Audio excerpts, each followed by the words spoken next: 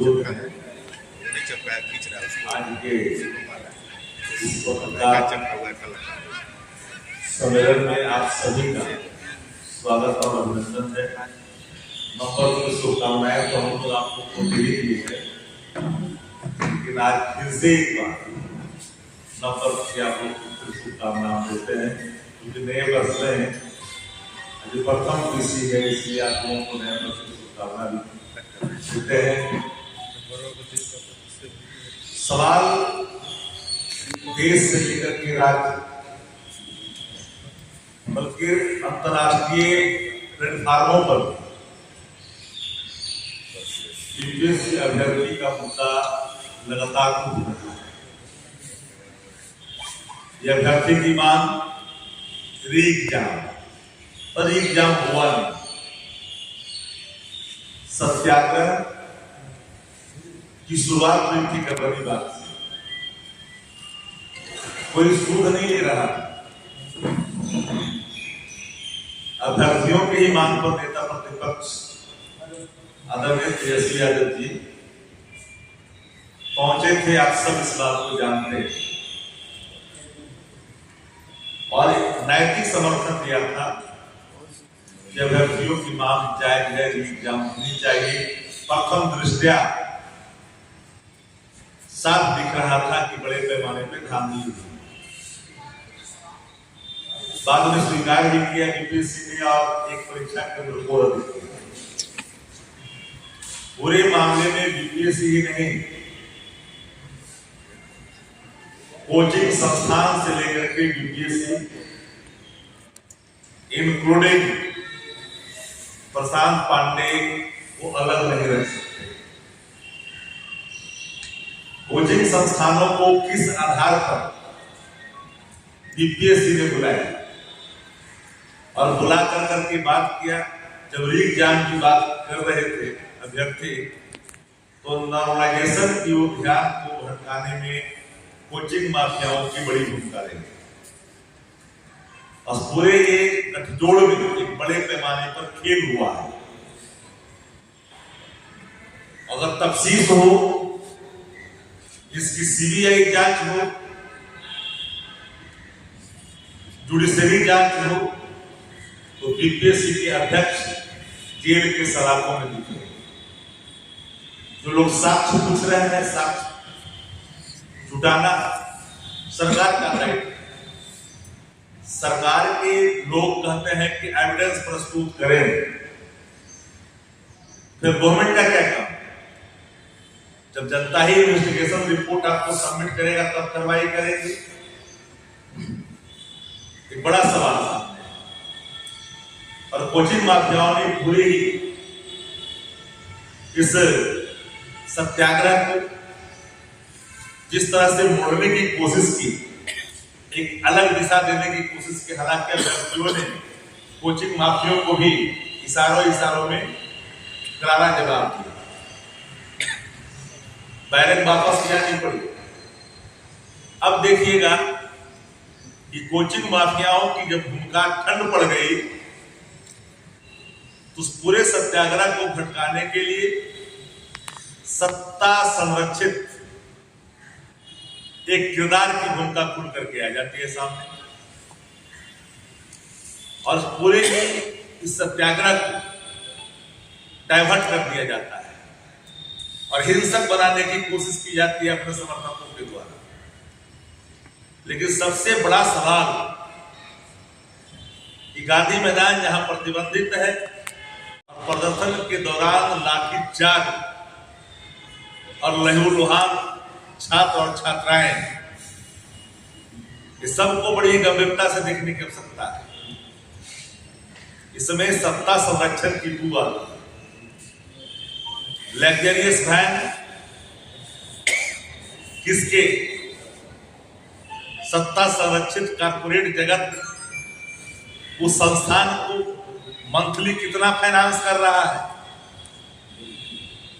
एक पूर्व सांसद जो भारतीय जनता पार्टी के हैं, उनकी भूमिका क्या है? हम शुरू से कह रहे हैं कि जो पात्र है, बाजारू शिखंडी जो है, वो पूरे तौर पर भारतीय जनता पार्टी का बेबी प्रोजेक्ट है। भाजपा सीधे नहीं लड़ती, अपने लोगों को कई रूपों में खड़ा करती है। उसका एक नमूना है जहां बिहार अपराध से त्राहिमाम कर रहा है, पुलिस की तत्परता वहां दिखनी चाहिए, वहां नहीं दिख रही है। बिहार में अपराधी बेलगाम 156 से अधिक हत्याएं हो रही है, वहां पुलिस की भूमिका नहीं दिख रही है। हमने जब कल निर्णय लिया कि संवाददाता सम्मेलन कल किया जाएगा, तो मैंने देखा पुलिस की सक्रियता कि अपने बेबी प्रोजेक्ट को दिखाने के लिए उसको उठा लिया गया भोर में, और फिर उसको बेल भी हो गया। ये बात समझनी पड़ेगी, पूरे मामले में छोड़ भी दिया गया। तो सत्ता संरक्षित एक किरदार पूरे आंदोलन को, सत्याग्रह को कमजोर किया। और ये सत्ता संरक्षित जो बाजारू शिखंडी है, इसमें पूरी भारतीय जनता पार्टी की भूमिका साफ साफ दिखती है। पूरे उसके जब लग्जरियस वैन जिसमें एक्टर लोग थकने के बाद आराम करते हैं, मसाज लेते हैं एक्टर्स लोग, वही वैन है ये। और वो वैन कैसे गांधी मैदान में इतने दिनों तक खड़ा रहा, मुझे हैरानी तब हुई कि एक आईपीएस अधिकारी को जिस तरह से ट्रीट किया गया, काश अगर कोई दूसरे दल का, विपक्ष का कोई नेता इस तरह से ट्रीट करता, उसके खिलाफ न जाने किस तरह की विभत्स तस्वीर दिखाने की कोशिश की जाती। सत्ता प्रतिष्ठान आग उगला होता, लेकिन सत्ता प्रतिष्ठान की भूमिका संरक्षण की है।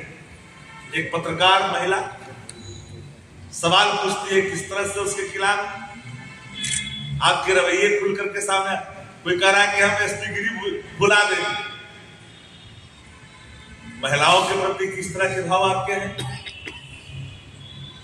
एसपी गिरी भुला देंगे, फिर वो चुप रहा। लेकिन पता चल गया सत्ता के गलियारों में कि विपक्ष आज इन सवालों पर सामने एक सवाल खड़ा करेगा तो काली को पोछने की कोशिश की गई। और हम पहले ही कह रहे थे कि जो दिखावटीपन चल रहा है, दिखावटीपन है, कुछ नहीं होगा, ये कहीं नहीं जाएगा, जाएगा बैरंग वापस आएगा। इस नाटकीय यात्रा में सफर कौन किया? अभ्यर्थी।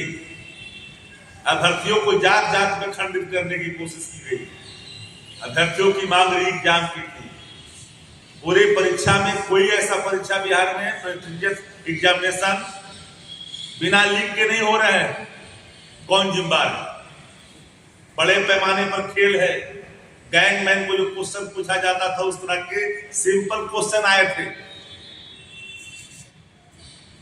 पूरे बिहार में जितने सेंटर थे, सब में देखिएगा कि कई तरह के मैनेजमेंट की बात, चर्चाएं चारों तरफ हो रही।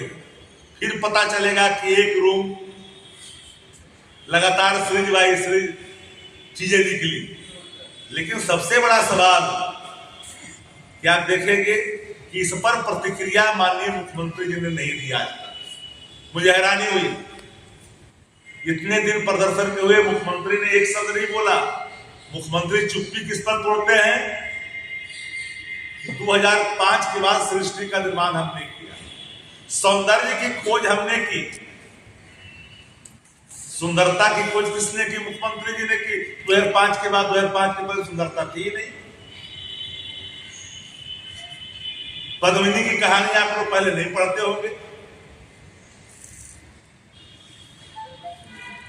आप नहीं पढ़ते होंगे। इंद्रासन की कहानी, परियों की कहानी नहीं पढ़ते होंगे। पहले 2005 के पहले विश्व सुंदरी नहीं, बिहार सुंदरी नहीं हुआ करता था 2005 के पहले। कितने सुंदर लोग हैं कि 2005 से ना हुआ है जी, ये तो हमारे आने के बाद ना हुआ, ये पहले होता था जी। लेकिन अभ्यर्थियों के सवाल पर मुख्यमंत्री चुप रहे, एक शब्द नहीं बोले। पूरी तरह से एक बड़ा